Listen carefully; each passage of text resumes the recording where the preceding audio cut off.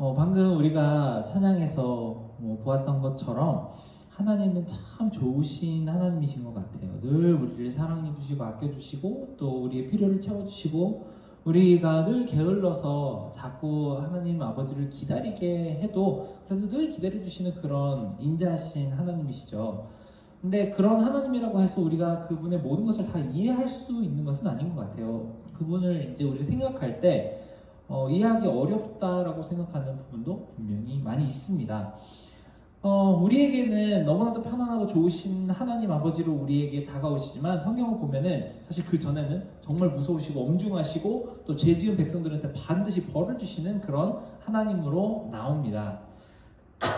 그런 값을 치르게 하시는 하나님에 대해서 우리가 성경에서 자주 볼 수 있는데 혹시나 기억이 잘 안 나신다면 몇 가지 사건을 리마인더로 이야기를 해드리고자 합니다.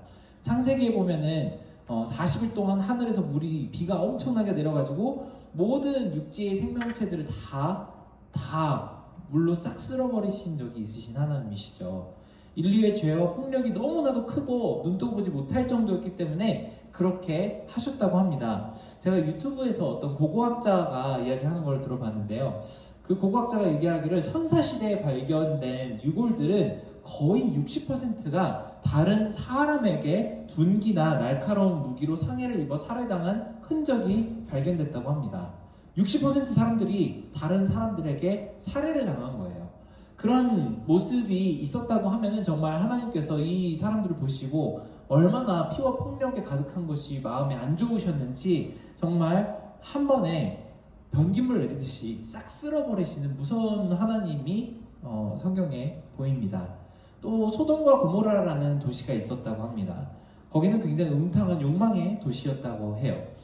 하나님의 천사 3명이 그 마을로 들어갔는데 그 천사가 얼마나 멋있게 잘생겼던지 남자들이 밤에 횃불 들고 막 찾아와가지고 문 두들기고 음탕한 짓을 해야 되겠으니까 그 천사들을 내놓으라고 합니다. 정말 이상한 일이죠. 우리 뉴욕에 어떤 멋있는 사람들 왔다고 갑자기 그 사람들 내놓으라고 막 문 두드리고 그러면 얼마나 우리는 상상도 못할 일인데 그런 일이 실제로 그때는 있었다고 합니다. 그럼 막 헐리우드 영화 같으면은 그런 일들이 있을 때 막 히어로가 나타나서 그 사람들 막 제압하고 막 이렇게 해가지고 좀 그 사람들이 그렇게 못하게 하고 쏙 빠져나오는 일이 있었을 텐데 성경은 그렇지 않습니다. 좀 익스트림합니다. 싹 불로 없애버리십니다. 다 태워버리십니다. 이런 종류의 징벌, 깨끗한 징벌이죠. 그냥 잘못했으면은 그냥 회개할 그 기회를 주신다기보다는 그냥 싹 쓸어버리십니다. 하나님께서 싸그리 쓸어버리시는 내용들이 구약에 정말 자주 등장을 합니다. 이런 죽을 죄를 지은 사람들을 멸하시는 것 말고도 정말 여러 번 하나님은 벌이라는 것을 주세요. 광야에서 목마르다고 투덜대는 사람들도 죽고 모세나 지도자들에게 좀 덤볐다고 죽고 정복한 지역의 전리품 챙기지 말라 그랬는데 챙겼다가 죽고 성전 물품에 장난쳤다고 죽고 이방인들이랑 결혼했다고 죽고 우상을 만들었다가 죽고 이런 다채로운 이유로 하나님 앞에서 벌을 받아서 정말 많은 사람들이 죽었습니다. 어떤 무신론자가 구약을 읽고 나서 그렇게 이야기했다고 합니다. 아마 여호와 하나님이 인류 최악의 적이 아닌가 하는 생각이 든다고요. 인류의 최고의 적이 하나님인 것 같다라는 생각을 했다고 합니다.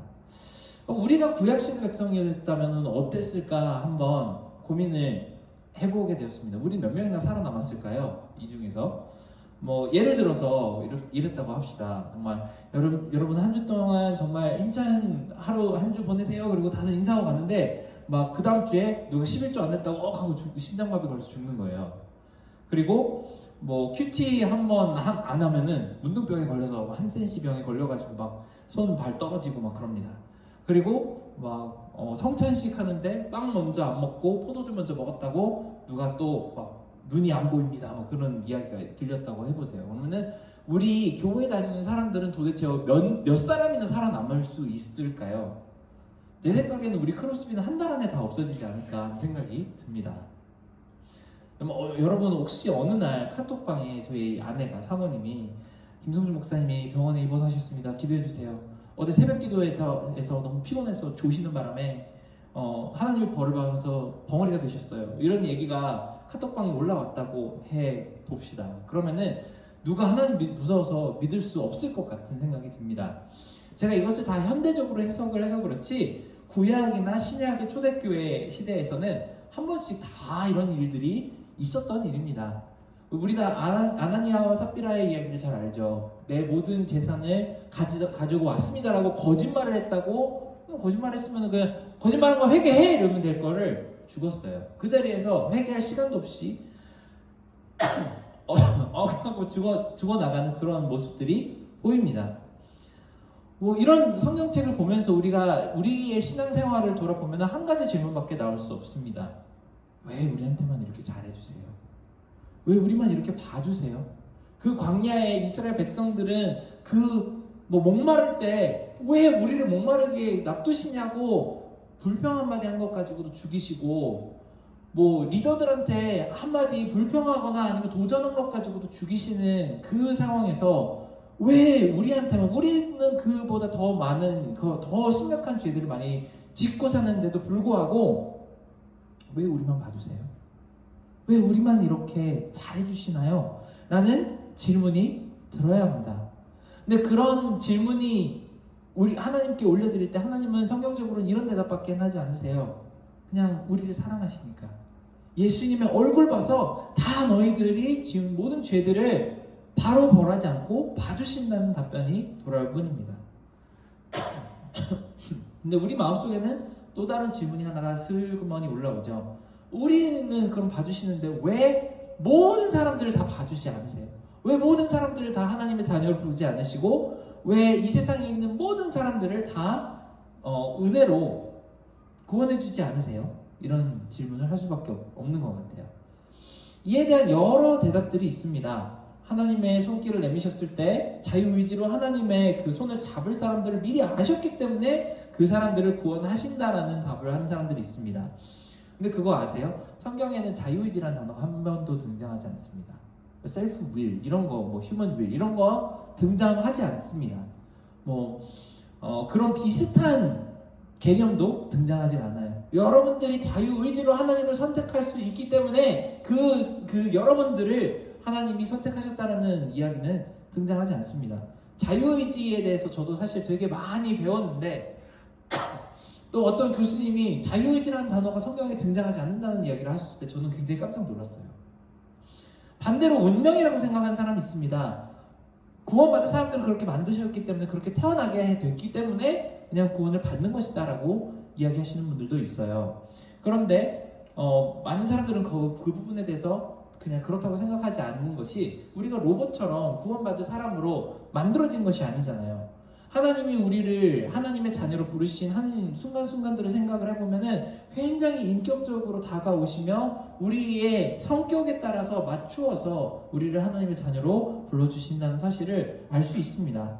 우리의 인지를 뛰어넘어서 하나님을 만나게 하는 부분들이 굉장히 인격적이세요. 예전에 디스크 세미나 한규림 전도사님 오셔가지고 이야기를 해주셨죠. 사람마다 하나님을 만나는 방식이 다 다릅니다. 매사에 눈으로 확인하는 걸 좋아하는 도마는 자 여기 한번 만져봐 하고 손을 내미셔서 구멍 뚫린 손을 보고 확인을 하게 해주십니다. 고집 센 바울은 휘황찬란한 하나님의 예수님의 모습을 직접 보여주셔서 무릎을 꿇게 하시죠.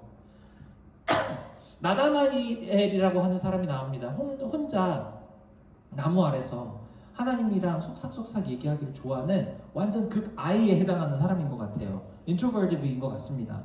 그 사람을 만났을 때는 다른 사람들이랑 다르게 내가 그 퍼스널하고 프라이빗한 그 자리에서 너를 만났잖아 라고 이야기를 해주시면서 하나님의 자녀로 부르십니다.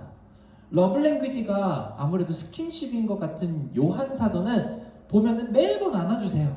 이리 와 안아줄게, 이리 와 안아줄게. 마지막 만찬의 자리에서도 요한 사도는 예수님의 가슴에 이렇게 머리를 기대고 앉아 있었다는 표현이 등장을 합니다. 반면 word of confirmation이 러브 랭귀지인 베드로는 막 자기가 막 하나님, 예수님 저 이렇게 생각합니다라고 얘기하는 모든 부분들을 다 들어주시고 그래 맞다 너를 축복한다라고 컨펌 해주시는 모습으로 베드로를 이끌어 가시는 모습들을 볼 수 있어요. 우리 모두에게 다 마찬가지예요. 우리의 상황에 따라서 어떤 부분들을 힘들어하고 있고 어떤 부분들이 결핍을 느끼고 있는 것을 예수님께서는 정확하게 아시고 그 결핍과 힘든 부분들을 채워가시면서 우리의 필요에 따라 인격적으로 만나주시는 그런 하나님으로 우리를 구원하십니다. 그러니까 우리를 프로그램했다는 사실들에 대해서는 아무도 예수님 진짜 만난 사람들은 동의할 수가 없어요. 그럴 운명이었기 때문에 하나님 아버지를 우리가 만나게 되었다라고 할 수 없습니다. 그분이 우리를 인격적으로 대해주셨고 정말 퍼스널리 만져주셨기 때문에 만났다고 이야기할 수밖에 없죠. 왜 그러면은 이 지구상에 사는 현재 80억 명이 있다고 합니다. 80억 명의 사람들에게 다 그렇게 인격적으로 만나주시지 않는 걸까요? 하실 수 있으심에도 불구하고 오늘 하나님의 대답은 그건 내 마음이야. 그건 내 마음이야 라고 대답을 하십니다. 사도 바울은 오늘 말씀을 통해서 이게 정말 마음이 찢어지는 듯이 아프고 그리고 이해가 안 가는 부분이라고 고백을 하고 있습니다. 특히 이렇게 죽어라고 말을 안 듣는 자기 이스라엘 백성들, 가족들을 생각을 해보니까 더 마음이 아픕니다. 정말 우리는 논쟁을 할 때 왜 하나님은 아프리카에 있는 그 불쌍한 어린이들 구원해주지 않으세요? 북한 애들 왜 구원해주지 않으세요? 왜 그 천국 갈 기회도 안 주세요? 이런 질문을 하고 있는 와중에 사도 바울은 저희 백성들은요, 우리 이스라엘 사람들은요, 늘 하나님이랑 함께 해왔던 이 백성들은 왜 그렇게 마음이 딱딱하게 굳어지고 고집 부리느라고 구원을 얻지 못하는 그 상태에 내버려 주세요라고 굉장히 아픈 마음으로 물어보고 있습니다. 왜 이들을 구원해주지 않으세요?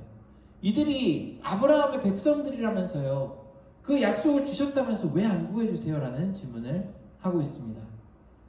근데 하나님이 뭔가 속 시원한 대답을 주시는 게 아니고 딱 하나밖에 없습니다. 내 맘이야. 하나님이 정하신 그 때가 될 때까지 걔들은 기다려야 돼 라는 대답을 하십니다. 오늘 이 말씀을 사도 바울이 이 종이에 쓰기까지 굉장히 많은 번뇌와 고민을 했을 것입니다. 정말 고집세고 목이 곧은 백성이지만 저를 구원해 주신 것처럼 천국에서 이렇게 확 나타나가지고 너 왜 나를 핍박하냐 이렇게 말이라도 해주셔서 그렇게라도 강압적으로라도 구원해 주시면 안 될까요? 심지어는 제가 천국에 못 가더라도 이 사람들이 천국 갈 수 있는 방법을 마련해 주시면 안 될까요? 라고 기도를 하는 모습까지 들어있습니다. 하지만 사도 바울이 전혀 예상하지 못했던 그런 응답을 받았던 것 같습니다. 사도 바울이 받았던 응답이 이렇습니다. 혈통만 이스라엘 사람이라고 다 아브라함의 자손이 아니고 예수님을 믿는 사람만이 아브라함의 자손이다라는 응답을 받은 것이죠. 아마 바울은 이 응답을 받고 초반엔 정말 이해가 안 갔을 거예요. 이게 뭐예요 하나님? 그게 무슨 말씀이세요? 그럼 우리 이스라엘 백성들은 다 어떻게 해요? 원래 아브라함의 혈통들은 다 어떻게 하면 좋아요? 하나님 진짜 왜 그런 한 번만 다시 생각해 주시면 안 될까요? 라는 그런 마음으로 기도를 했었을 것 같습니다. 그때 떠오른 것은 바로 이삭의 에서와 야곱을 낳은 일입니다. 이삭은 그 두 쌍둥이를 낳았어요. 뭐 이 차이가 얼마가 있지도 않죠. 그럼 두 명 다 언약의 자손으로 만들어주시면 좋겠는데 한 명 에서는 언약의 자손이 아니고 야곱만 언약의 자손으로 선택을 하십니다. 그 이유가 없어요. 하나님이 그렇게 하나님의 마음에 따라 선택을 하셨기 때문에 그렇다라는 응답만 받았을 뿐입니다. 바울은 사실 이 부분이 이해는 가지 않지만 하나님이 일하는 방식이라는 것을 받아들여야만 하는 상황이죠.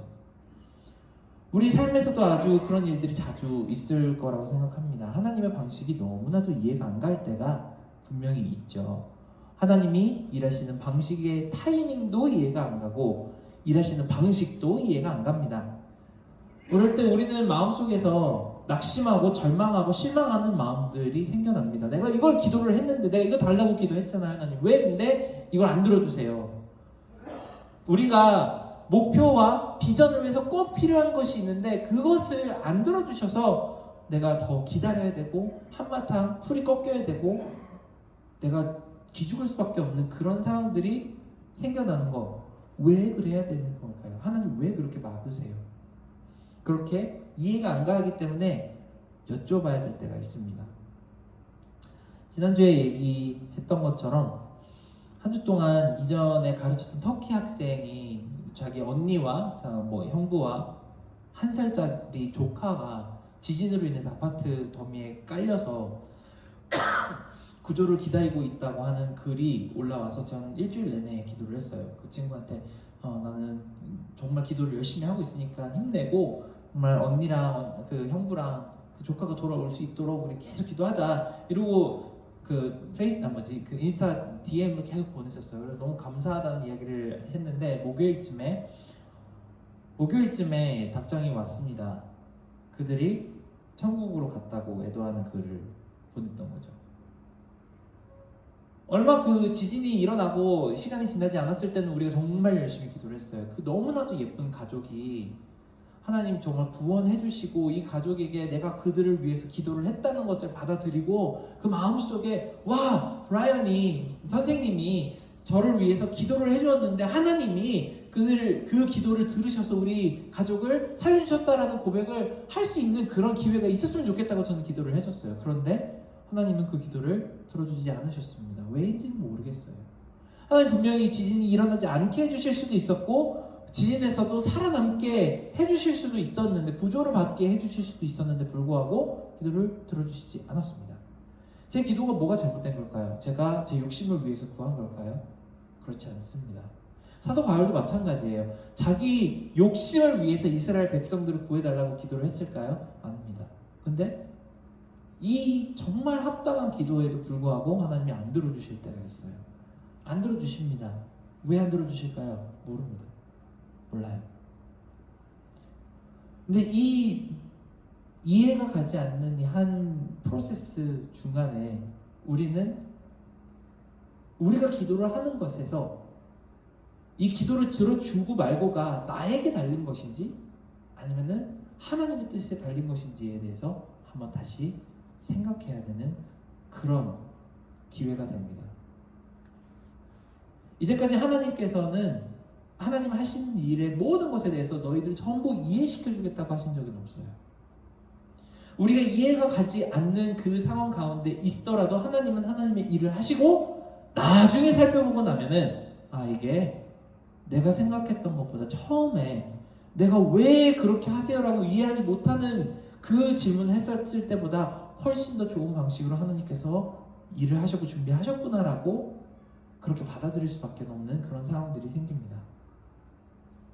욥이라는 사람은 그것을 아마 가장 깊이 경험해본 사람일 거예요. 그 사람은 재앙을 겪을 이유가 없습니다.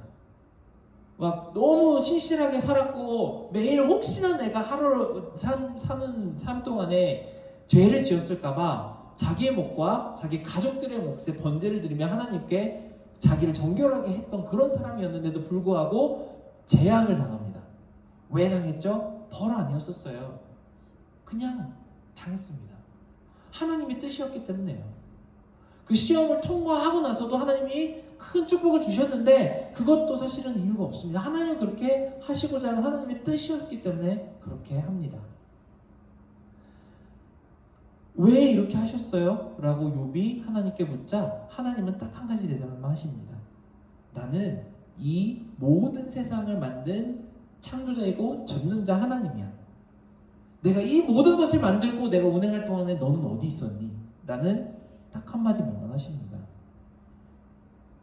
누가 왜 이 세상을 이렇게 운행한다고 한들 우리의 인생을 이 방식대로 이끌어 나가신다고 한들 우리가 하나님한테 하나님 이건 너무 효율적이지 못한 것 같아요.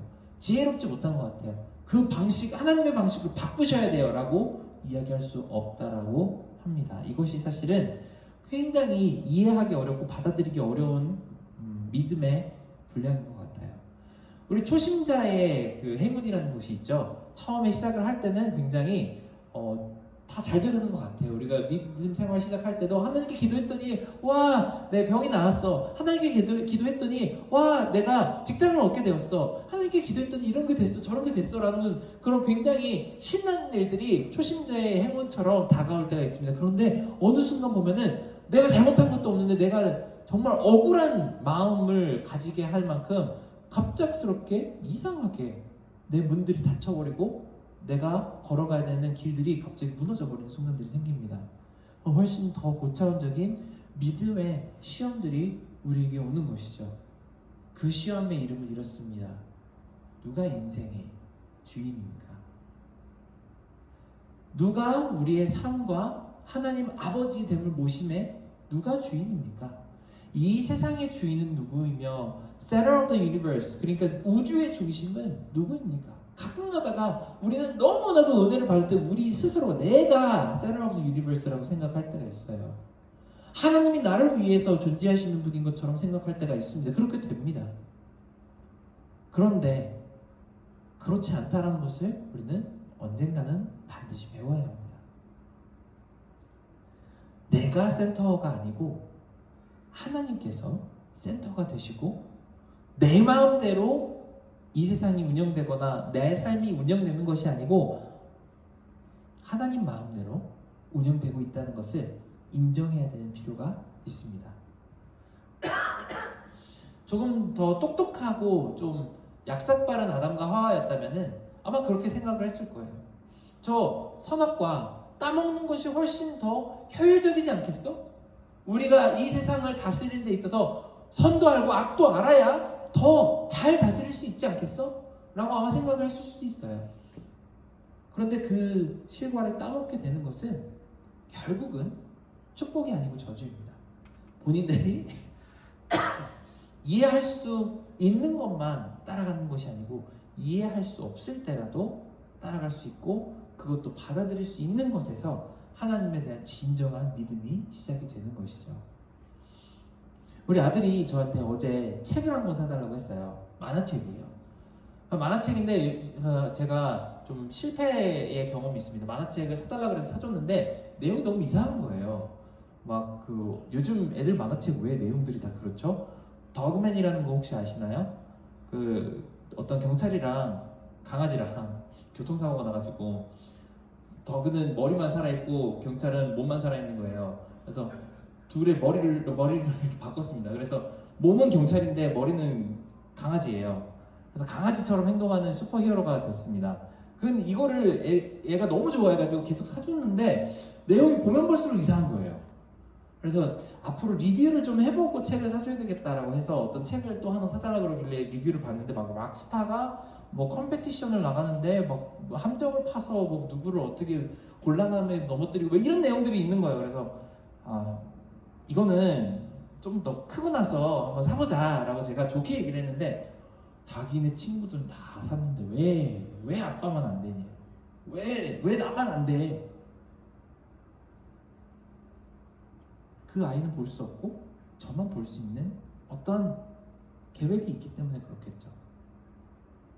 우리도 사실은 마찬가지인지 모르겠어요. 우리가 진짜 미래를 내려볼 수 없는 그런 이 조그마한 시야를 가지고 하나님께서 하나님 뭐 하고 계시는 거예요 지금? 왜 나한테 이 문을 열어주지 않으세요? 왜 내 삶에 필요한 것들을 지금 당장 이 방식대로 채워주지 않으시는 거세요? 하나님 저한테 진짜 케어하시는 거 맞으세요? 라고 물어보는 그런 마음이 우리에게 있다면 두 가지를 기억하시기 바랍니다. 하나님 마음이 더 중요합니다. 두 번째는 예전 구약시대처럼 그렇게 우리를 다스리지 않고 은혜로 봐주고 계신다는 것을 감사하는 마음을 가졌으면 좋겠습니다. 하나님께 진짜로 우리의 삶을 맡겨드리는 것에 대해서 오늘 말씀을 통해서 다시 한번 일깨워지기 바랍니다. 우리가 옳다고 생각하는 건 정말 많습니다. 그런데 하나님 보시기에 그렇지 않은 것도 있겠죠. 너무나도 합당하게 내가 디저브하는 것이라고 생각을 할 수도 있지만 그런 것을 하나님께서 우리 손에서 좀 강압적으로 뺏어 가실 때 오히려 이것은 내 방법이 아니고 하나님 방법으로 하는 것이 옳다라고 인정할 수 있는 그런 믿음을 우리가 얻었으면 좋겠습니다. 우리가 이 내용을 가지고 함께 같이 기도를 했으면 좋겠는데요. 기도하기 전에 방금 우리가 함께 불렀던 이 찬양 함께 불렀으면 좋겠는데요. 시편 139편이죠. 나보다 나를 더 잘 아시는 주님께서 나는 항상 주님을 떠나서 어디로도 갈 수 없는 이 연약한 모습을 가지고 있지만 늘 우리를 창세전부터 계획하시고 지금까지 인도하시며 보배로우신 생각으로 우리를 인도하시는 하나님을 찬양했으면 좋겠습니다. 우리 함께 잔잔하게 이 찬양 원래 잔잔한 찬양은 아니기는 해요. 그런데 함께 이 가사를 묵상하면서 찬양했으면 좋겠습니다.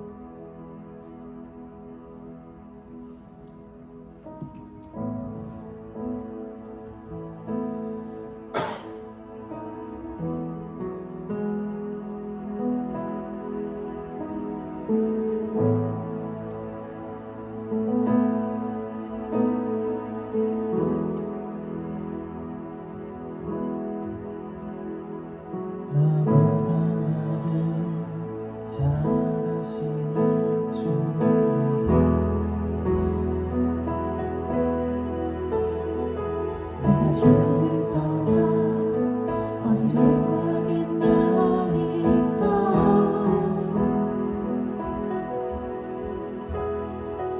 나 어딜 가든지 제 손이 나를 인도하시며 주의 오른손이 나를 붙드시리다.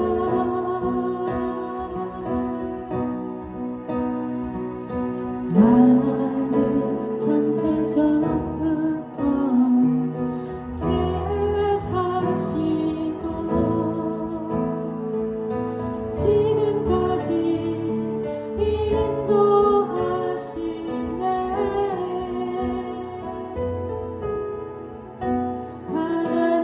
하나님이여 주의 생각이 어찌 그리 모배로우신지요. 나의 생각보다 나의 뜻보다 더 크고 놀라우신 주님. 하나님이여 나를 살피사 나의 마음을 아시오니 나를 영원한 길로 인도하소서. 한번 찬양하겠습니다. 나보다 나를 잘 아시는 주님.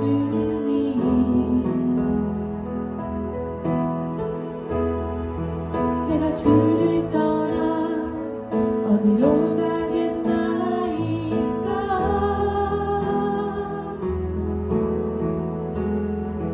나 어딜 가든지 주의 손이 나를 인도하시며 주의 오른손이 나를 붙드시리다.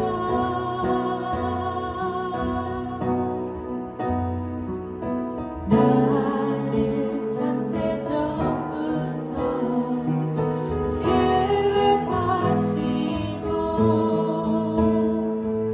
지금까지 인도하시네.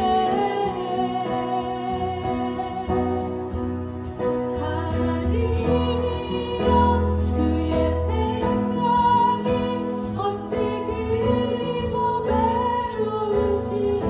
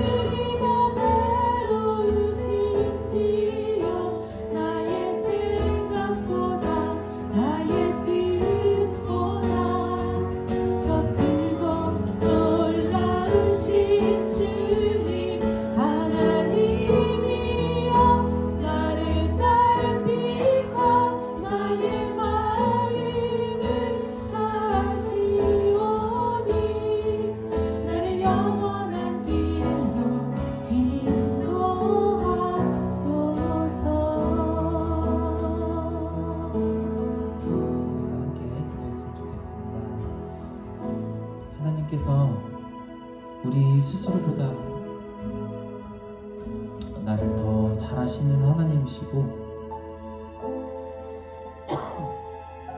그래서 우리의 모든 삶의 한 부분 한 부분들을 우리가 이해할 수 있든 이해하지 못하던 가장 보배로운 방식으로 나의 생각과 뜻보다 더욱더 높으신 방식으로 계획하시고 이끌어 가시고 계시는 하나님을 인정하게 되기를 바랍니다. 가끔 가다가 우리가 그 길을 가야 될 때 절벽에서 떨어져야 될 때도 있고 정말 가시밭에서 뒹굴어야 되는 것 같을 때도 있지만 그 모든 시간이 의미 없이 지나가는 시간이 아니고 가끔 가다가 내가 정말 합당한 것을 구했는데도 불구하고 하나님 주시지 않을 때 아니면은 너무나도 귀한 것을 우리 손에서 뺏어가시는 것과도 같은 느낌이 들 때에도 그때에도 하나님의 사랑이 끊이지 않고 우리 가운데 있음을 고백하는 그런 마음을 주시도록 함께 기도했으면 좋겠습니다. 함께 기도하겠습니다.